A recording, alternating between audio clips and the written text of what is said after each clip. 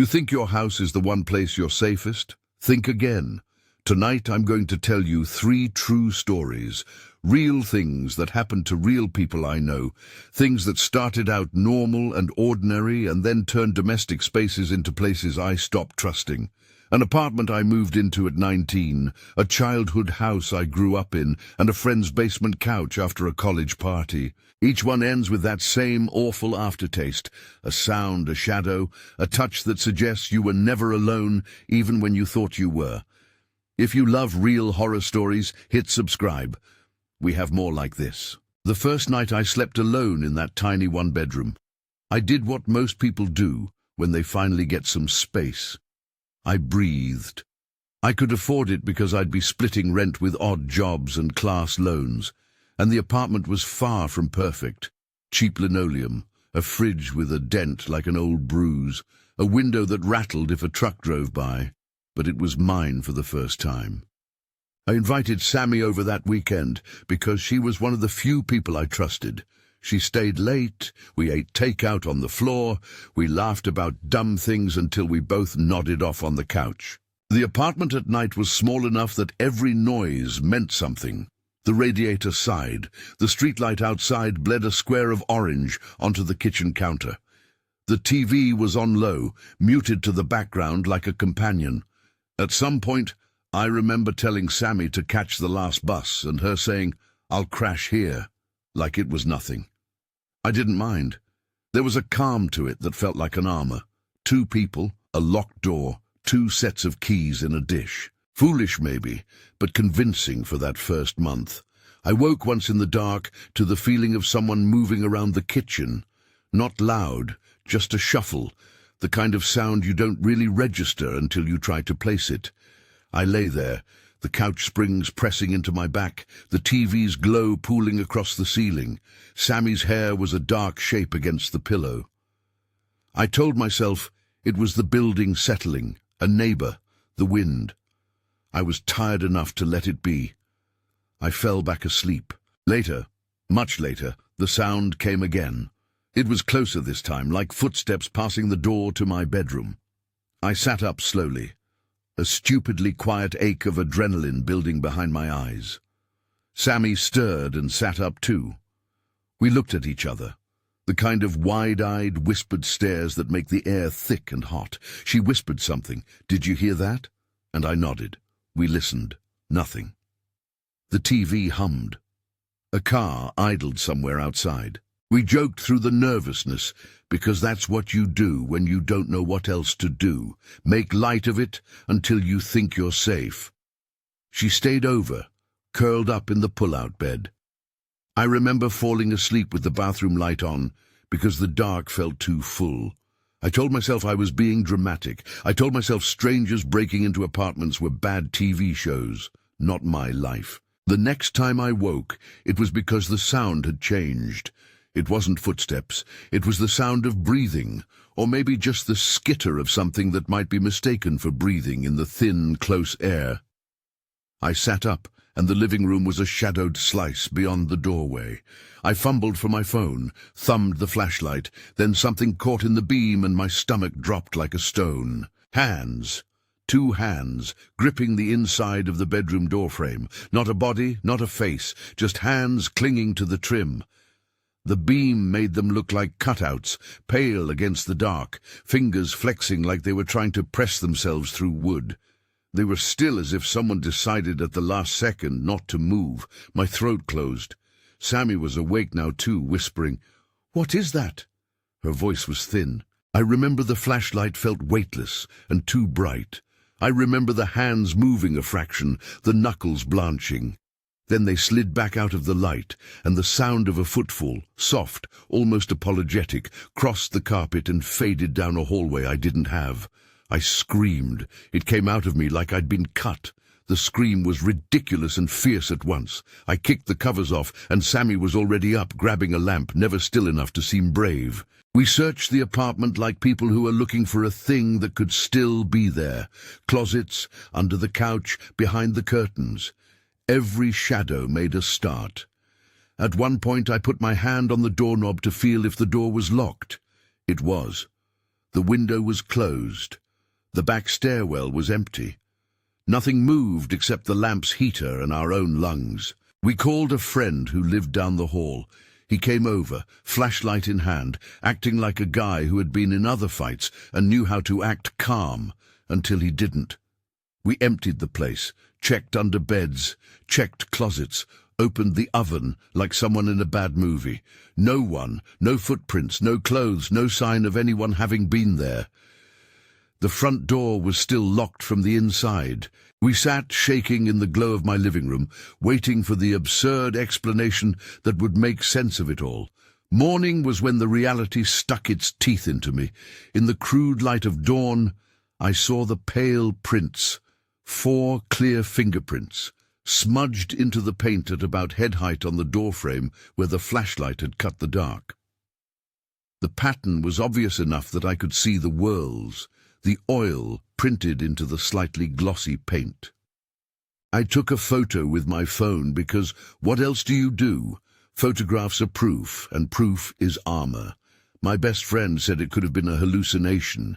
He laughed awkwardly when I told him and said some things meant by people who don't want to understand what fear feels like. Maybe you were dreaming. Maybe, he said, the sleep deprivation. Maybe it sounded like a diagnosis and not a comfort. I wanted to believe there was a neat, explainable reason. I did not want to believe that someone had stood in that doorway and pressed their palms to my home while I slept. But the fingerprints were there. The photo was there. The bruise of fear in my chest was there. I called the landlord eventually, not because I expected an investigation. He was more interested in rent checks than in my terror, but because I wanted the record. He suggested changing the locks at lease end. I changed the way I left my keys. I slept with the lamp on for weeks. I stopped having people over at night. Small things that felt like concessions to a new reality. My apartment wasn't mine in the way I'd thought it was. It was just a place others could enter if they knew how. I lived out my lease and moved when it ended. I didn't tell many people why. I told the ones who mattered that I couldn't stand the idea of those hands any longer. I packed boxes with clumsy fingers. Moving day was a relief so heavy it made me dizzy. But even months later, after the address and the dented fridge and the orange rectangle on the counter were memories, the image of those palms would come back at 3 in the morning. My sleep was shallow for a long time. I would wake and check the door, rub the paint on the frame with my thumb, as if to test it, as if I could wear the fear away. If that didn't make your skin crawl, listen to what happened when I was home alone at my parents' house. Growing up, my parents were the kind who traveled for work or emergencies. The house was familiar in the way that family things are. The hallway with the dent near the baseboard from when I slammed a door as a kid. My old posters tucked into boxes. The kitchen table with a permanent ring from too many mugs. When I was young, being there alone didn't feel odd. It felt like a rite of passage. I could heat soup, watch TV too loud, fall asleep with the dog at my feet. I knew every creak and sigh in that house, and that knowledge used to comfort me. One night, around midnight, the no-caller ID number appeared on my phone. It was one of those ringing patterns you can ignore, like a fly buzzing near a lamp. I let it go to voicemail at first. The phone kept calling. It was persistent, the kind of thing that feels purposeful and not accidental. I finally answered on the 4th ring, thinking some automated thing had gone haywire. On the line, there was nothing at first, just a soft hum. Then I heard it. The faint murmur of a television playing, exactly like the one in my living room. I was in my bedroom upstairs. The TV downstairs was on low because I liked the noise of something on in the house. For a second, rationality put both sounds side by side and said, "Coincidence. You've set the TV to the same channel." Then my heart dropped, because what I was hearing on the call matched, note for note, the maddeningly familiar cadence of my downstairs TV. The voices, the commercials, the static when the channel cut for a second. It was all in sync. Someone on the call was in the room with my TV. I could hear him shifting, the scrape of a shoe on linoleum. I put the phone on speaker and went rigid, listening. The line was so quiet I could hear my own blood thud in my ears. I remember thinking of all the stupid, avoidable ways this could be wrong. Someone playing a prank, a stolen phone looping audio, my brain doing its tricks. But then the doorknob to my bedroom began to jiggle, slow and deliberate, like someone deciding whether or not to force it. I froze. The phone in my hand trembled. I called my dad, and there was his voice, sleepy and practical, telling me to calm down and check the locks, like I should be capable of everything. He didn't pick up when I messaged that I wasn't kidding. I called Uncle T next. Uncle T was the sort of man who answered the phone at odd hours. When I told him, he didn't laugh or ask for details. He told me to stay put and that he'd be there. On the line, the voice shifted. My phone's speaker carried the sound of a chair scraping, then soft footsteps. I whispered into the phone because it felt obscene to shout. I told Uncle T where I was and to call the police. I remember thinking in that overloaded moment about all the times I had been alone and thinking it was fine. That sense of complacency was being ripped away in increments. The bedroom door stopped jiggling. The sound of movement went to the hallway outside, then to the foot of the stairs. The TV noise on the phone and in the room matched again. My mouth tasted metallic. I crawled under the blanket like a child, like someone who believes a thin sheet can make you invisible. I bolted the deadbolt and moved the dresser in front of it like that would make any difference. I braced myself against the mattress and tried to listen. Uncle T arrived minutes that felt like hours later. He came in with his keys and this calm, steady way about him that made me believe in safety for the first time that night. He walked through the house, calling out, and eventually the police showed up. They found one worrying thing. A kitchen window had been forced open, the latch slightly twisted. No one was there when they looked, nothing but a cigarette stub on the back step that wasn't mine. They dusted around and took my statement. They told me they would trace the call. Later, the trace came back with a messy, unsatisfying result. The number had been traced to a phone that a friend of a friend had reported stolen days earlier. The police could not corroborate ownership with enough to press charges, and beyond the window there were no prints that clearly matched anyone connected. I was left with a report number and a feeling that the thread had slipped through everyone's fingers. Mine, my family's, the police. The possibility that someone had used a stolen phone to place that call, to place themselves into my living room via sound, to orchestrate terror in place, that possibility was worse than having a face to name. In the weeks that followed, I would wake at odd hours and count the steps between my bedroom and the front door. I slept with my phone on the mattress so I would hear if it rang. I checked my locks until my hands were sore. I found myself imagining the worst-case scenario and then convincing myself the worst case was a prank. That ambivalence between logical explanations and things that make your skin go cold became a vicious loop. Uncle T was the kind of person who didn't dramatize. He said once, "You were lucky," with a tone that suggested luck, and God had both been at work that night. It comforted me and infuriated me. Lucky to be alive? Lucky to have no justice? Lucky.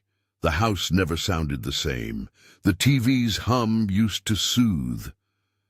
After that night, it could start an entire episode of fear. I started telling myself that not knowing who had been in that house was a kind of torture that would last longer than any immediate danger.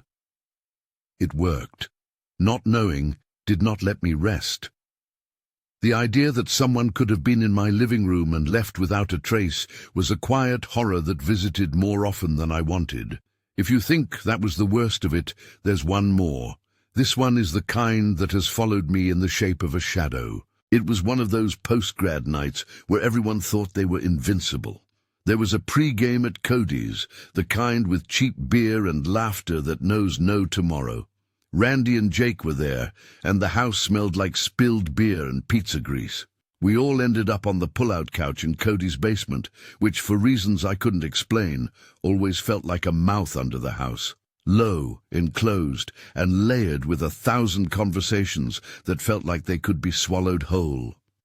I crashed on the couch. Cody and a couple of friends passed out around me. The basement had a single lamp that gave the whole room a dim amber haze. There was a small freezer humming in the corner, the Heineken bottles in the mini-fridge casting a green glow that made the carpet look sick. I remember thinking, half asleep, that everything would be fine. It's the same kind of rationalization people use when they go back to an ex. It feels comfortable and stupid. At some point I woke up thirsty, and that little shift, rolling over, putting my feet on the floor, was when I noticed movement. Not just movement, but a shape occupying a corner where nothing should have been. It was a mass of black against the concrete wall. For a breath I thought it was a jacket, a pile of clothes, but it moved with a weight that clothes don't have. It turned, or maybe it had been turned, and did not present a head or a face. It was simply a heavy, dark volume that filled the corner, like something living had learned to fold itself into the architecture. I have to be honest, I froze. There was a sudden heat in my hands and a ridiculous wish to be anywhere else. I told myself it was the ceiling light casting a weird shadow. I told myself that this was college, and college has shadows, and everyone gets spooked. I took one step, and the thing shifted. Not a sound, only a ripple like fabric being dragged over a bar. It was at the base of the stairs, before I finished thinking about it. That was the moment when panic decided it would live in me for a bit. I moved slowly because I knew from movies and from terrible decisions what sudden movements do in small spaces. I put my hand on the stair rail and felt the varnish tacky under my palm.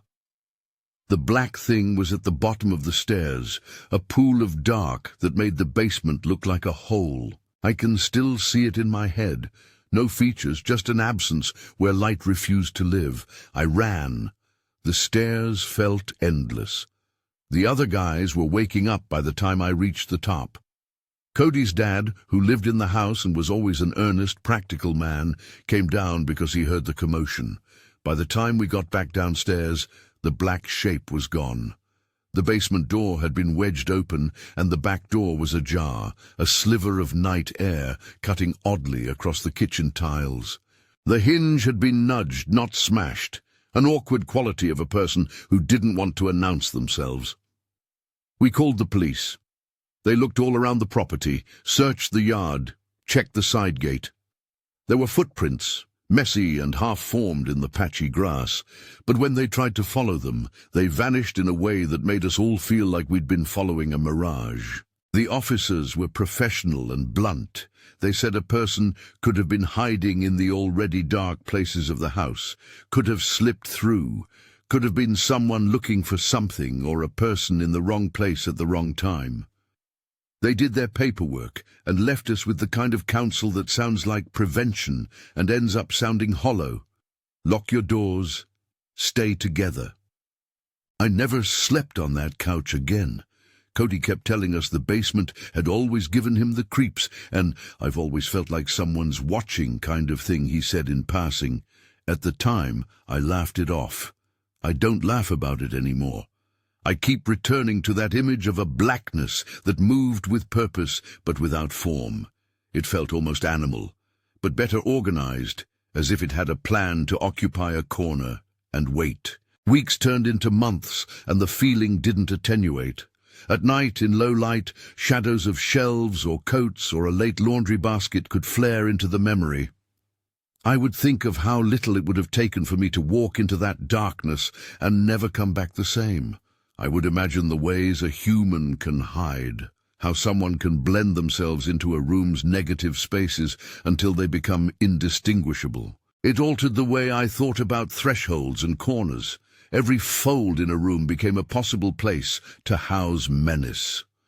What ties these three stories together isn't a method or a villain with a face. It's the way ordinary things, door frames, TV sound, the far corner of a basement, can become anchors for fear. The terror isn't always in the direct confrontation.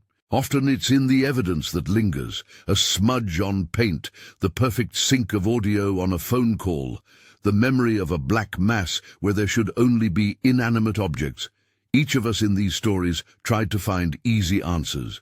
We told ourselves likely explanations. We wanted the comfort of a human-sized cause, but the not knowing is worse. Not knowing allows the fear to take up residence in your mind and furnish whole rooms with what-ifs. After the apartment, I stopped sleeping like I used to. After the house calls, I sat with the window shut when the summer wind wanted to come in. After the basement, I saw voids where there were shelves. We do what we can. We change locks. We sleep with lights on. We call someone to tell them we'd be home late. Those things help. They are practical. But the part that doesn't go away is the memory, the image that plays back in that slow, unfair way at 2 or 3 in the morning. I've tried to be careful with the facts here because the worst thing I could do would be to make up endings. There are no neat arrests to offer you, no villain getting dragged away in handcuffs to give us closure. In one case, police traced a number to a phone reported stolen. In others, there were footprints and prints and then nothing. The mystery is part of why these moments have lasted. You can be practical and rational and still feel every hair on your arms stand on end when your home sounds different. If there's a lesson, it's that safety is more fragile than we tend to admit. The spaces where we let down our guard are the very ones intruders want. That fact doesn't mean you should live in fear. It just means the sense of safety is sometimes a story we tell ourselves. When that story is interrupted, what we're left with is an image, hands pressed into paint, a caller's voice matching the low hum of your TV, a corner so dark it swallows light. Keep those images with you, not to paralyze you, but to sharpen you. Check your locks. Tell a friend if something odd happens.